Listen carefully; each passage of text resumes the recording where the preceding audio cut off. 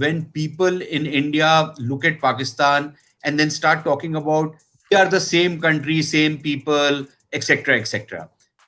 We were at one point of time in history. We are not, and our trajectories have been very different, and our mindsets are very different. So we are not the same people. We might be speaking the same language, but the language which I'm speaking to you right now is the same language which people in England or in the US or Australia speak. But I never say that they are my brothers, etc., etc. As far as the Pakistanis are concerned, their foreign policy is essentially with an India focus. Their obsession with India actually drives their foreign policy. That is one.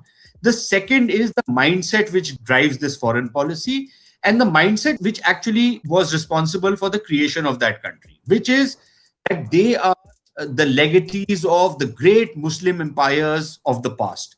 Now, this is something which is reflected in Imran Khan talking about or telling his people to watch that Turkish serial, which has now started coming, which talks about the rise of the Ottoman Empire.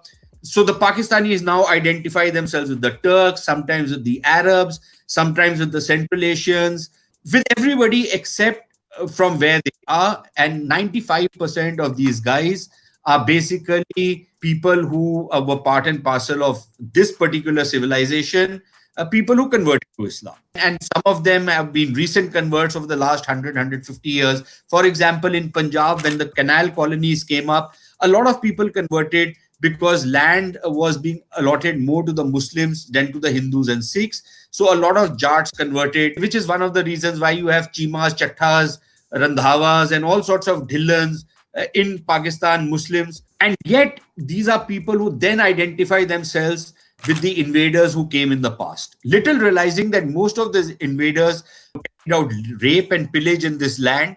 And many of these fellows are the progeny of people who were forcibly converted. But it's part of history. Nevertheless, that history colors their mindset and the way they approach the rest of the world. So that is one part of it. And of course, then their obsession with India and their obsession as the legatees of the Mughal Empire and the other empires of South Asia, which they want to revive. That is basically the sum and substance of their foreign policy.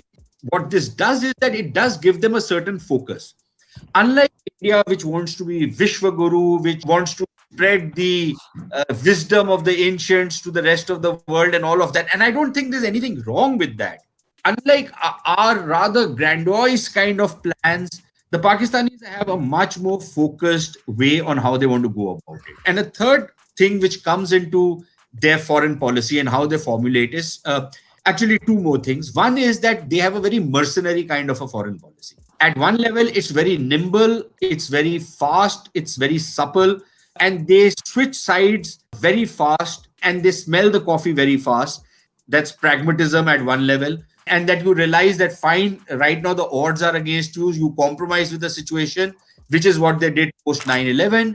And then you insidiously undercut the other side, which is what they've done to the Americans. The Americans didn't even know they were being had, and they're still being had. So that is the other thing what the Pakistanis have done. So that is the mercenary approach. Along with it, they have this thing that they have tried to tie themselves with alliances, mostly as subservient powers, but alliances which then propel forward their fundamental foreign policy goal, which is the undermining or the undoing of India. So that is how they go about it. Now, their entire Afghan policy has essentially been based with an eye on India, that they foresee that if India enters Afghanistan, that's not acceptable. Afghanistan is like their backyard. They are not going to let anybody else interfere, no matter what the price. It's another matter. Nobody has really extracted a price from them for whatever they've done in Afghanistan. But nevertheless, there has been a price that they have paid. But that's a price they are willing to pay because insofar as that larger strategic game plan is concerned, this does not dissuade them from that larger game plan. There was an interview of the former ISI Director General Asad Durrani, who's one of the smarter guys who have met in Pakistan. And that interview of his with Al Jazeera, where he talks about that attack on the school and calls it collateral damage. The Pakistani Taliban, the so-called TTP, who are an offshoot inspired by the Afghan Taliban, they are now blowing up kids' schools in Pakistan. They have been carrying out gross acts of terror for the past few years. Pakistani soldiers, people you served with, have died at their hands. That is a Frankenstein's monster that you lot created. That is a blowback from your pragmatic policies. Collateral damage. There is a price to be paid for this type of game. It's a high-stake full game. Of kids is collateral damage. Right. If you look at his interview, you get an idea about how the military in Pakistan, which actually is the driving force behind foreign policy in Pakistan, thinks about how the Pakistani foreign policy has to operate. And no price is too high to pay. And no issue is so precious that you have to defend. And when I say this, I mean, when you look at Pakistan constantly chest beating about how they are the fortress of Islam and all of that, and how Islamic interests all over the world are extremely precious to them. But when the Chinese put Muslims in China in concentration camps, the Pakistanis keep quiet. The Dim, I can understand when he says he pleads ignorance because he's ignorant of most other things also. But insofar as the rest of the country is concerned, the conspiracy of silence on what the Chinese do is very clearly driven by their foreign policy interests. The fact that the Chinese are supposed to be their sugar daddies when it comes to messing with India is what drives this policy. If the Chinese were tomorrow to reach out to India and to start settling many of their problems with India and have a much more normalized kind of a relationship with India, do you think that the Pakistanis will keep quiet about what is happening in China? And this is the same thing which they did with the Americans. So at a time when US was the paramount sugar daddy for Pakistanis, the Pakistanis kept quiet. There's that famous lawyer in the US who said that you give the Pakistanis $1 and they'll sell their mothers and sisters to us. This is on the record, and I'm not making this up.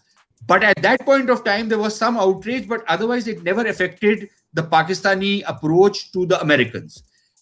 But when they got some leg up on the Americans, the moment they found out that, yeah, they can mess around with the Americans, or the moment they saw that the American interest is now much more nuanced than what it was in the past, and they're leaning towards India, the Pakistanis, in a manner of speaking, have dumped the Americans and gone with the Chinese. The focus of their foreign policy has essentially been on India, and the driving force of that is their delusions or their wet dreams about recreating the old Muslim empires of South Asia and basically giving the Kafirs what they deserve. So in substance, that is what their foreign policy is. Everything else, whether it's their approach to Central Asia, to the Arab world, everything else is partly because they get some money from those places, so they need to suck up to them.